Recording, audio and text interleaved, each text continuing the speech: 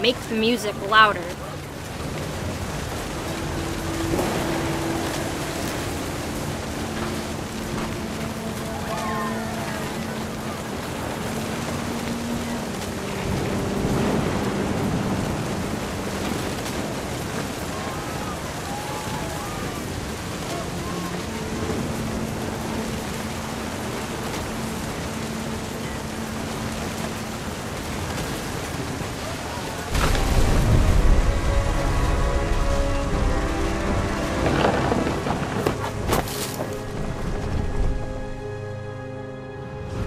I wish that I could truly say I thought about you on that day.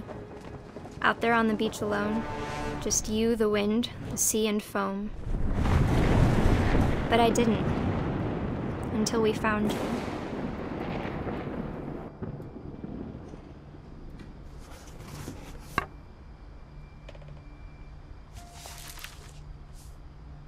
She never talked about him, but Mom told me once if I was a boy, they were going to name me Gus.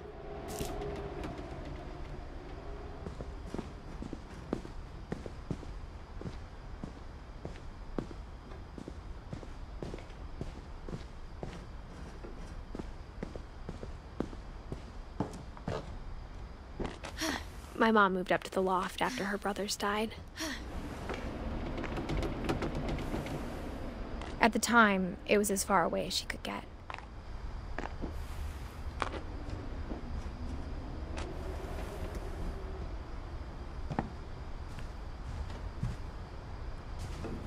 My mom moved to India a week after graduation and got a job teaching English. She spent a summer building houses in Calcutta, where she met my dad, Sanjay.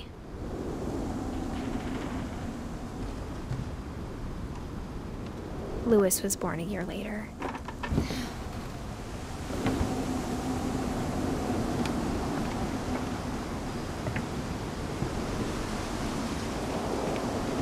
When my dad died, I don't think Mom knew where else to go. I'm sure Edie was happy to have her back. And to see kids in the house again.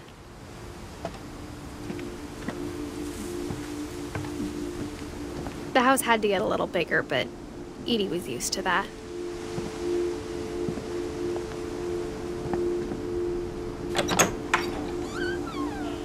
And for a while, things were good. Almost normal. But it didn't last.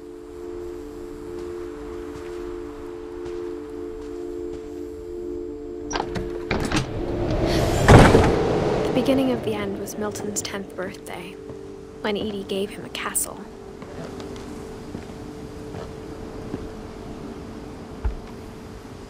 After Milton disappeared, the only thing he left behind was a room full of paintings.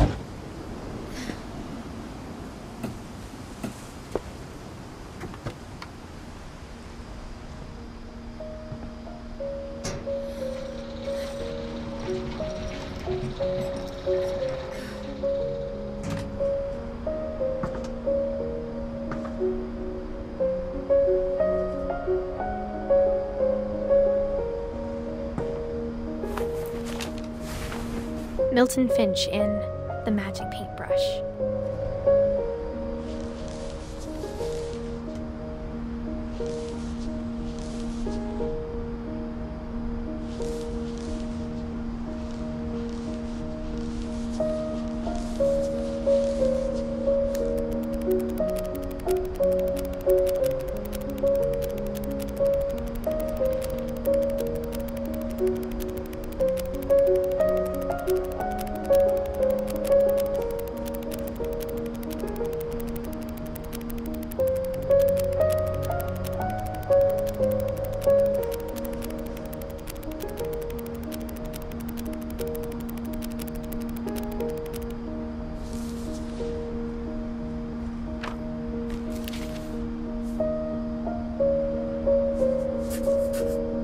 I was 4 when Milton disappeared.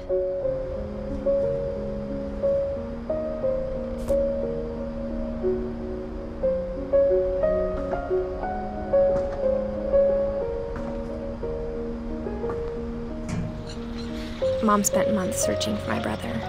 Then she sealed the doors.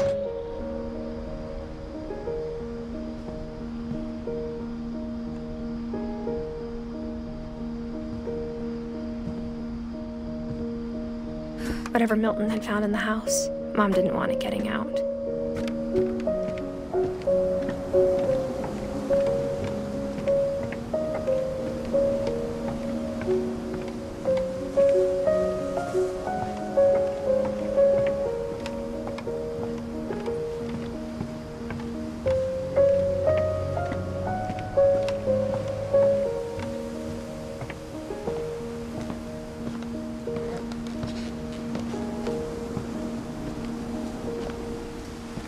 Mom definitely blamed Edie, but I think Louis blamed himself. After he graduated, he just spent more and more time in his room, until Mom got him a job at the cannery.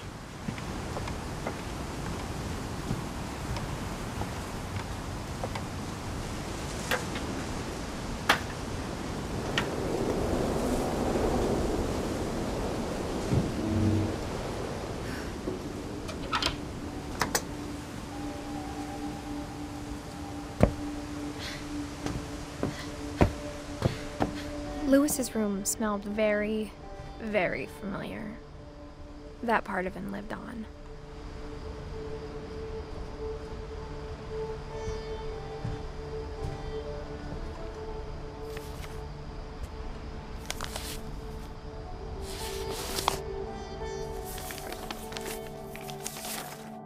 Dear Mrs. Finch, as Louis's psychiatrist, I can understand your desire for an explanation.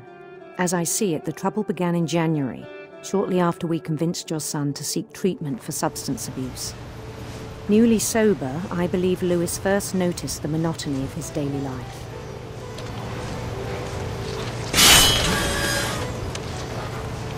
He kept working at the cannery, but he withdrew part of himself. In our sessions, I saw the same behavior. His mind began to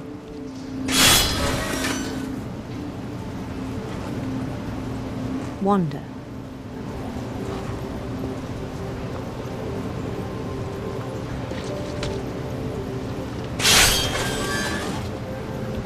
I asked him to describe it. He said he started small, imagining a labyrinth.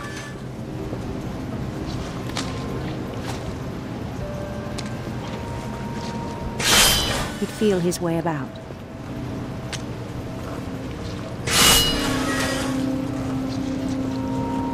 Then something moved. Bats. And toads.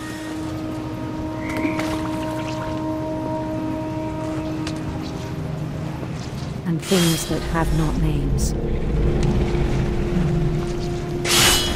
He knew it was all in his head.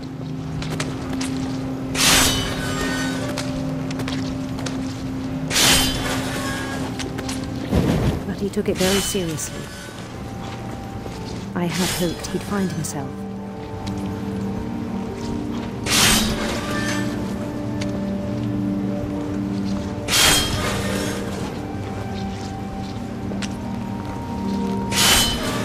But he found something more. I worried about him then.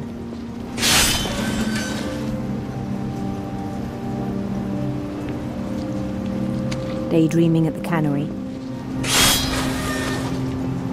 I spoke with his boss.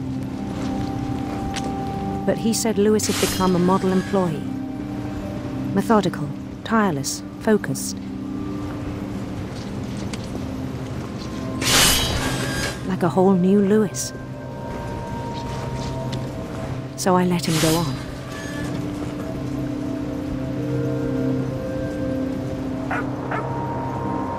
I even encouraged him.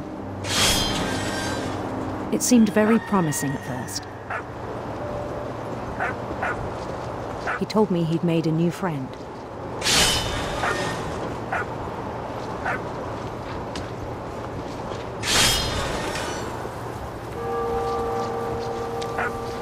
On the edge of a city he named Lewis Topia.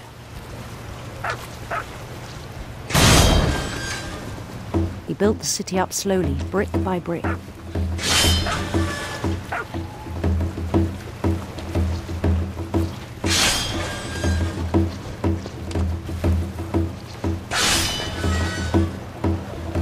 Then he made musicians.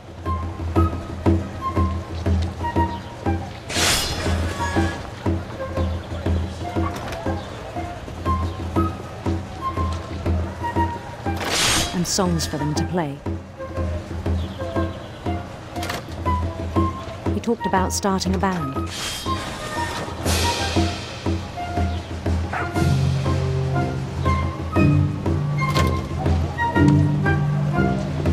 He was always humming something.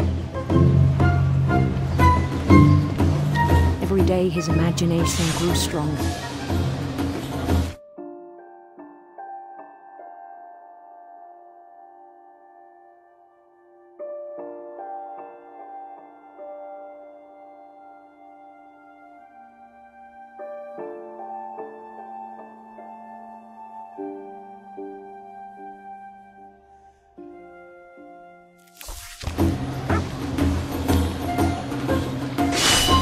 He no longer spoke at the cannery, but his chopping was as reliable as ever. Then one day it struck him that all the cheering crowds, even the stones under his feet, were all in his imagination, so he could do whatever he wished.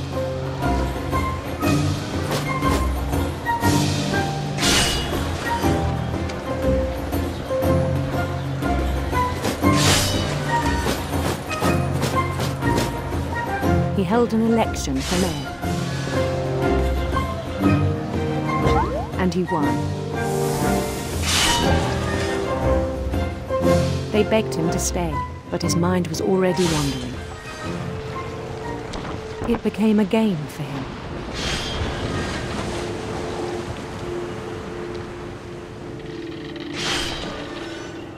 He'd conquer a city, then immediately push on. New Louisville.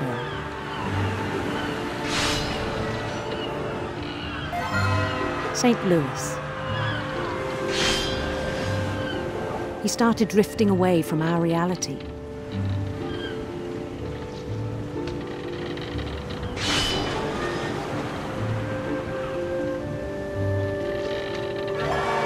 Minneapolis.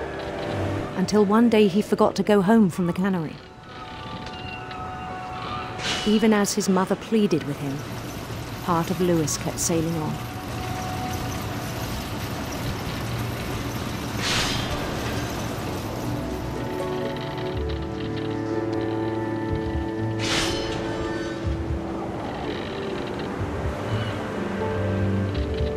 In Lewisburg, he heard rumors of a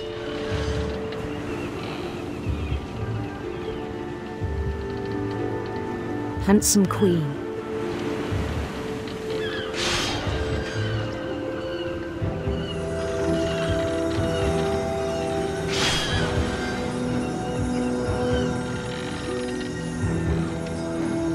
The queen was on her own quest for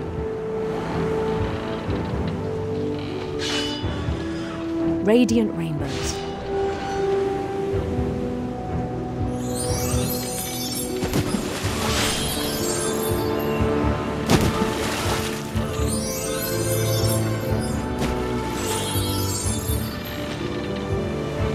He followed the sound of her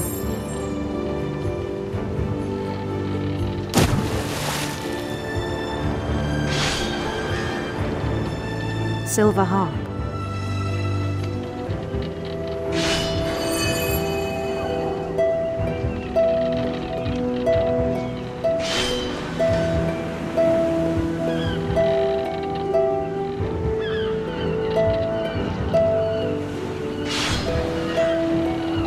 His chase led him to a golden palace east of the sun and west of the moon.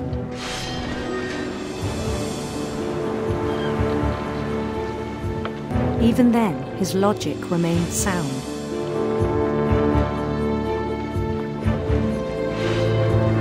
He knew the world was all in his imagination.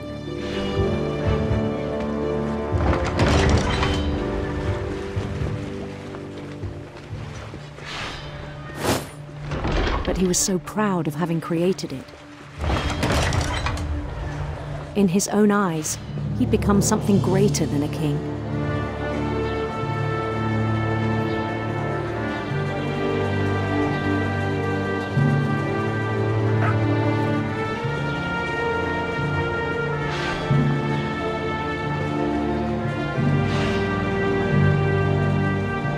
For someone who'd never known success in the real world, I think it was overwhelming. And then it struck him that the real Lewis was not the one chopping salmon, but the one climbing the steps of a golden palace.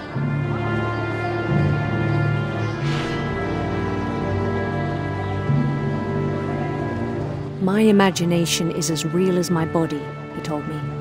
It was hard to argue with him.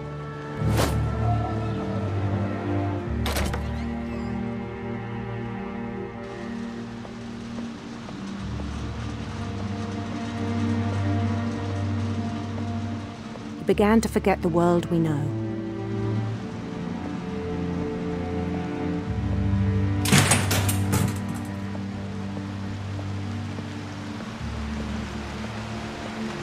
I think it pained him to remember Lewis, the cannery worker.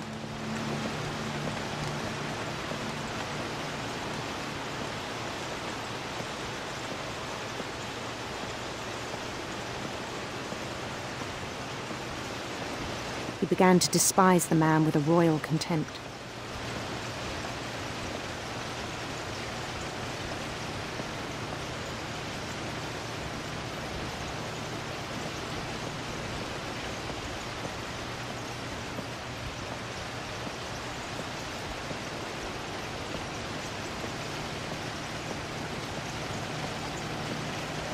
I still thought I could save him. Even after he said he was being crowned king over all the lands of wonder.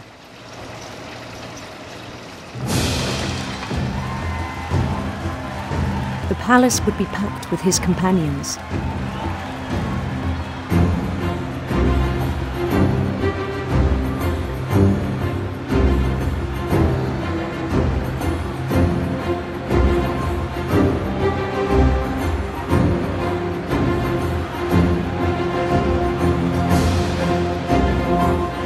Including the wise Calico who insisted on advising him.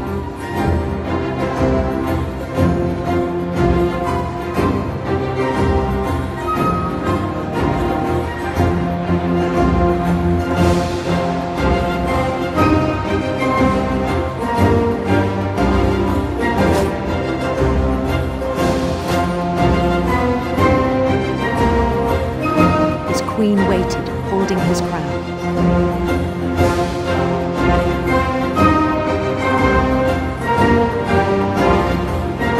There was only one thing left to do.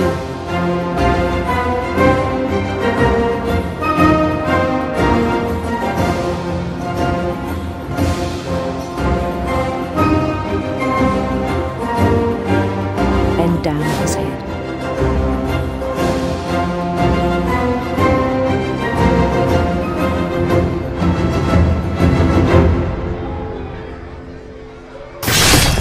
And the rest I think you know.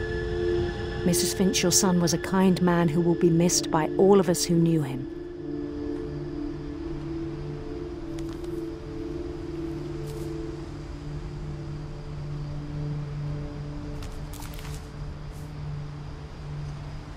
My brother was really cool. I wish you could have met him.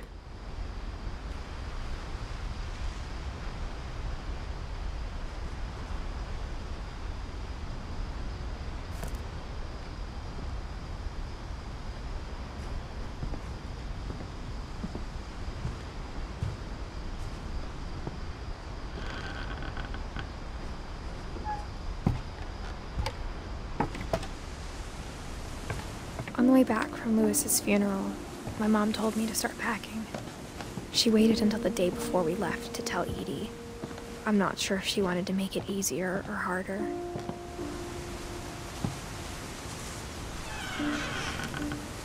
I wish we'd stayed.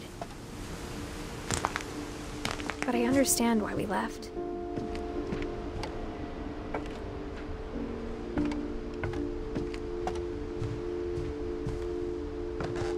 My mom ended up leaving everything behind.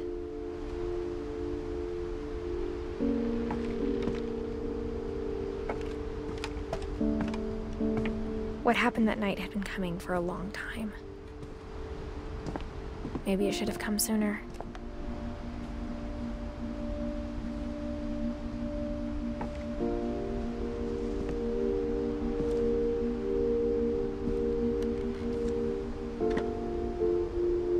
But it had to end one way or another. All that's left now is to tell you about that last night.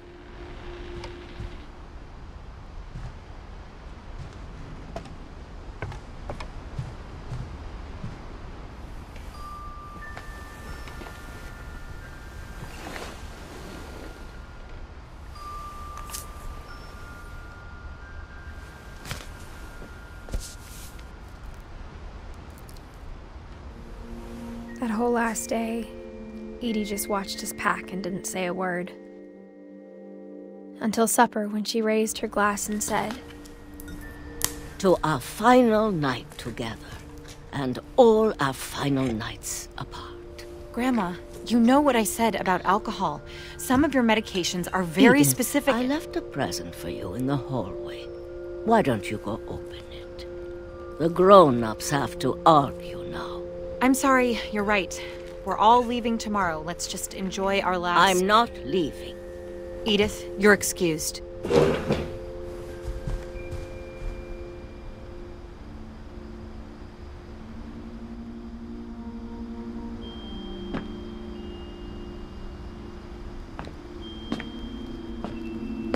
the power had been shut off that morning, but Edie always had plenty of candles. When my mom sealed the library, I don't think she knew about the other entrance. Or that Edie had a key to it.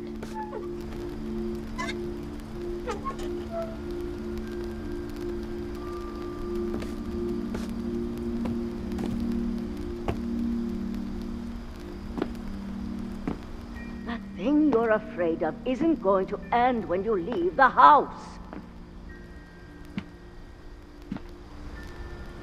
Edith has a right to know these stories. My children are dead because of your stories. I think it's best if Edith and I leave tonight. We'll have the nursing home send a van for you in the morning, okay? Dear Edith, there's so many stories I wish I could tell you, but there's only time for one. This is about what happened on the night you were born. That night, the tide went way, way out. It was the first and last time I ever saw the old house aground. There'd been an earthquake out in the middle of the ocean. They called it the lowest tide in 1,000 years.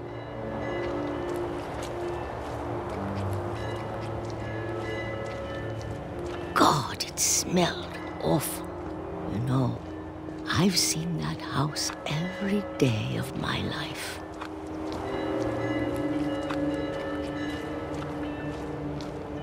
But I never thought I'd go back to it. When the fog rolled in, I lost my way.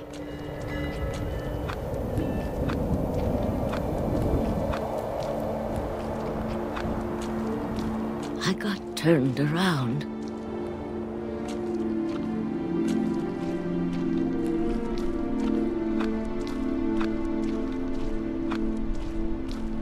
I started seeing things.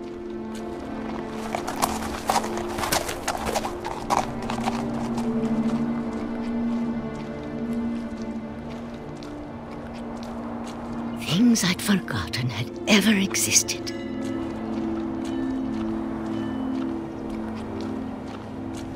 But when I saw them, they felt like old friends. That night, a lot of things came back to me. Or maybe I came back to them.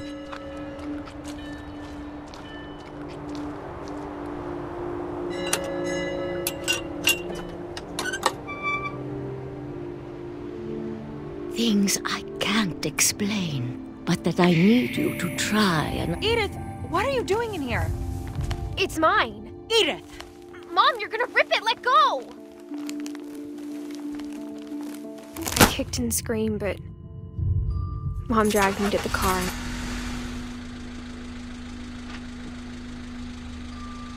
I never saw Great-Grandma Edie again. The next morning, the van came to pick her up, but she was already gone. After that, we moved around a lot.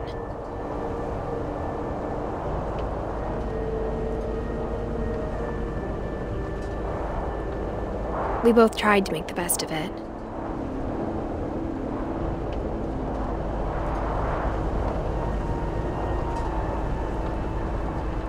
A few years went by.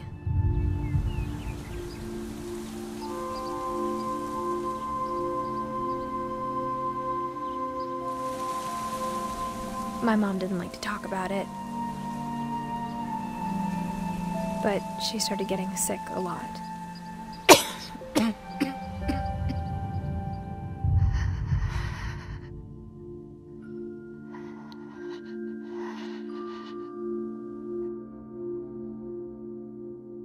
She got better for a while, and then she didn't.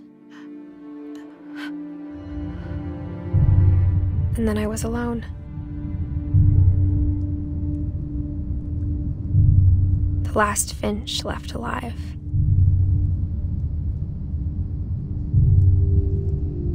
Until I found out about you. I'm still not sure what to tell you about all this. If we lived forever, maybe we'd have time to understand things. But as it is, I think the best we can do is try to open our eyes. And appreciate how strange and brief all of this is.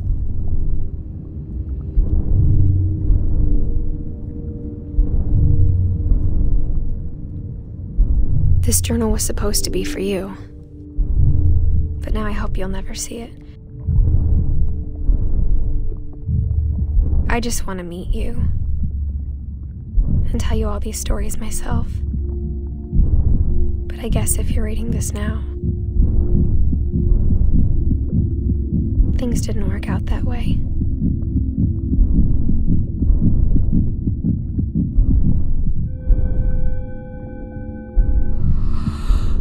This is where your story begins. I'm sorry I won't be there to see it. It's a lot to ask, but I don't want you to be sad that I'm gone. I want you to be amazed that any of us ever had a chance to be here at all. Good luck.